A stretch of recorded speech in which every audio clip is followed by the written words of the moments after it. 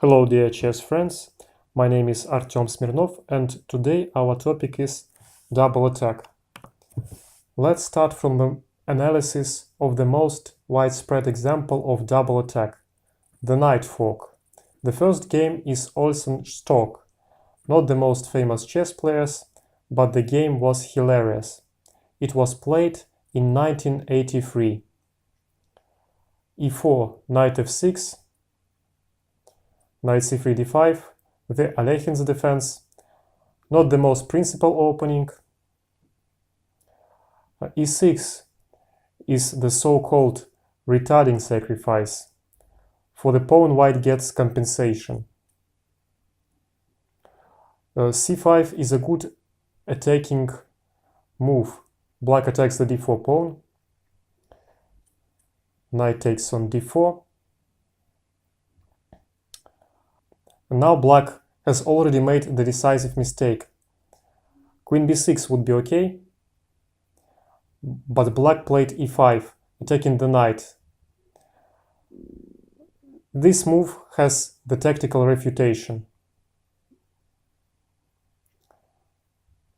Knight e6, attacking the black queen.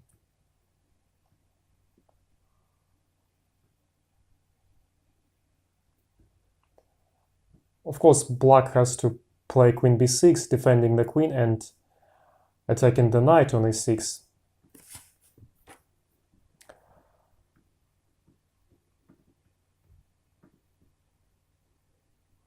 White could have played queen d5, taking the pawn and defending the knight.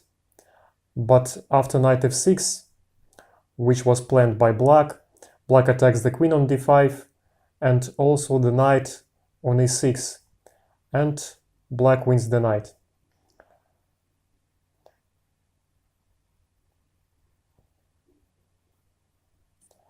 I suppose it would be easy for you to find the right move. It is knight d5. White attacks the queen, and queen e6 loses after knight c7. With double attack, the white knight attacks the king and the queen on e6. And also the rook on the a8, of course, but here it doesn't matter. In the game, black played queen d6, knight dc7 check, king f7, knight d8 check,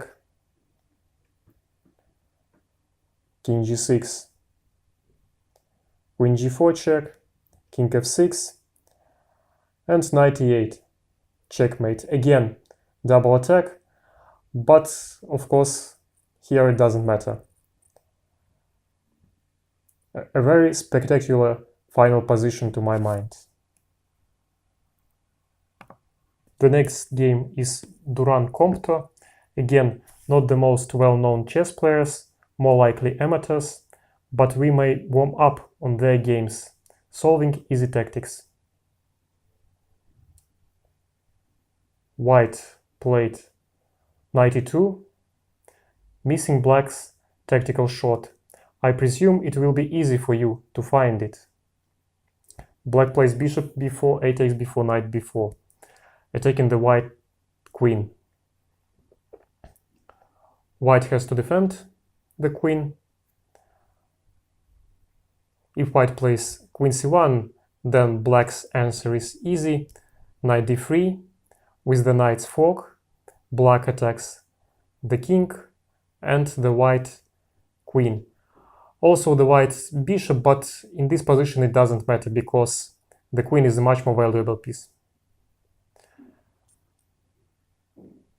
After queen d1, again black plays knight d3, attacking the king, and then black takes the white bishop on d2.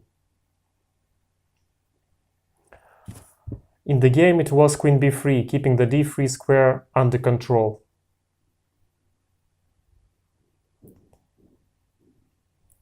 But black has knight e3 in this case.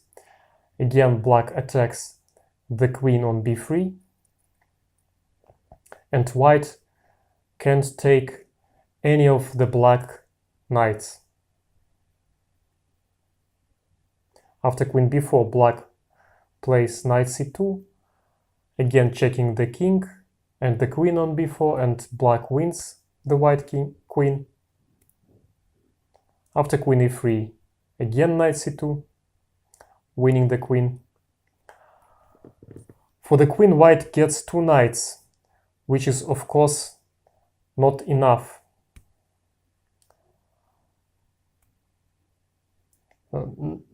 It's not only 2 knights exactly, but also a bishop, but for the bishop, black has 3 pawns. So the position is absolutely winning for black.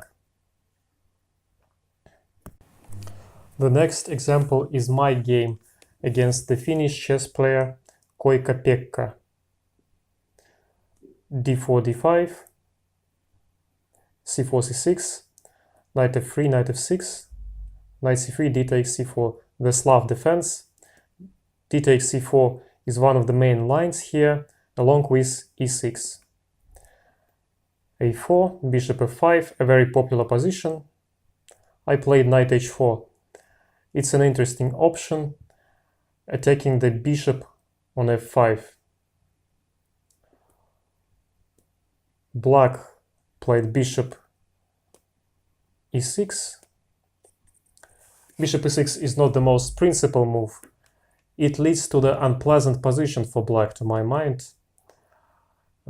Bishop e6 hampers the development, but black defends the c4 pawn, and black is a pawn up right now. e4 was played in the game. It's a logical move. Knight a6, knight f3. White's idea is to play knight g5 and attack the bishop on e6.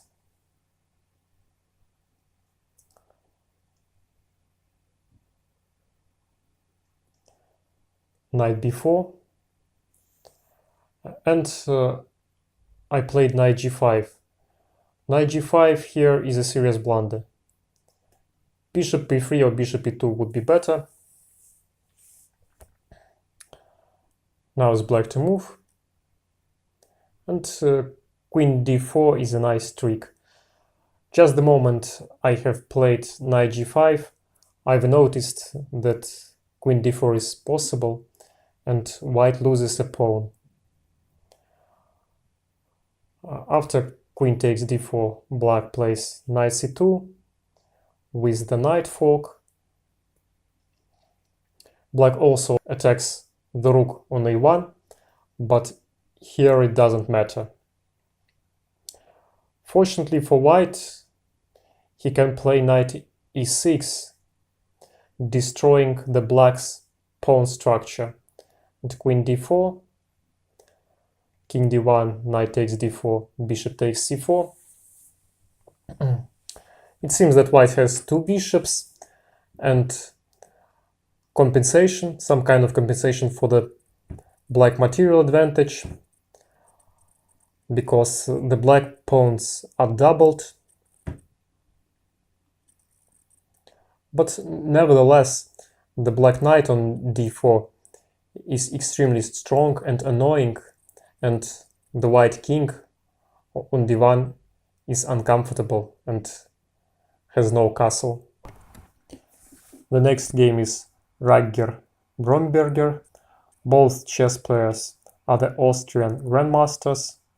Markus Ragger is a famous chess player in Austria and even in the chess world.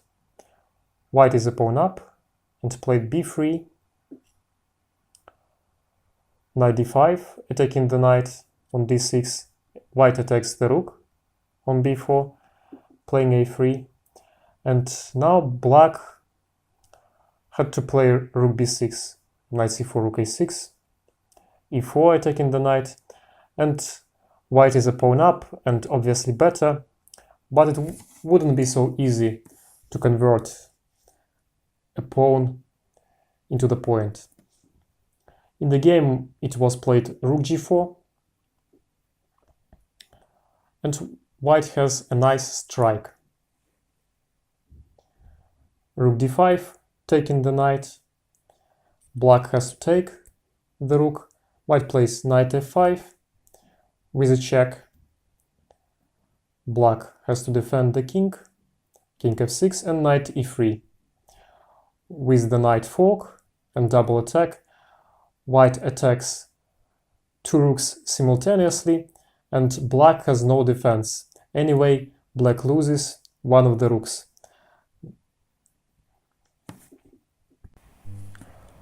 Let's go to the game Salome Meking. It was played in 1968. I'd like to tell a few words on the Brazilian Grandmaster Henrique Meking. In the 1970s, he was one of the best chess players and had the third elo in the world, only after Anatoly Karpov and Viktor Korchnoi. But he had to stop playing chess due to his illness.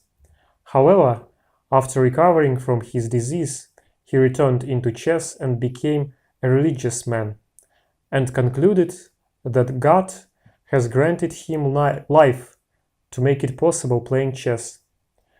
A rather heartwarming story. Well, in the game he was black and played Pirc.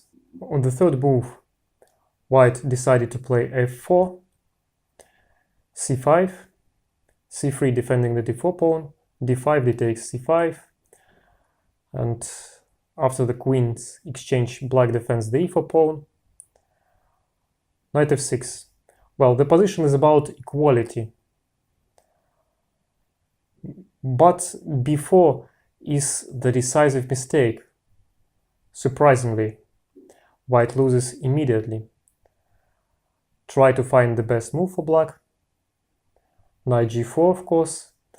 Black attacks the white bishop on e3, bishop d4. There is a second threat. It's knight b4, and white can't take the knight because of the pin on the long diagonal. So the black bishop attacks the rook on a1. And black has two threats. Black attacks the bishop on e3 and the pawn on b4. So white played bishop d4, but black takes the bishop, knight takes d4, knight e3. The knight fork, black attacks first of all the bishop, the g2 pawn, and also knight d4, and then knight c2 is threatening, taking the rook on a1. And white has no defense. For example, if white plays king e2, attacking the knight, or king f2, it doesn't matter. Black can take on d4, king e3, or knight c2, checking the king and taking the rook. In the game it was knight c6, b takes c6, bishop f1, and knight c2, check. King d2, knight takes the rook, king c1, hoping to trap the knight on a1, but after a5, king b2, bishop e6, the white's king is trapped. King a1, takes, rook a2, with checkmate. That's the reason white resigned after a5.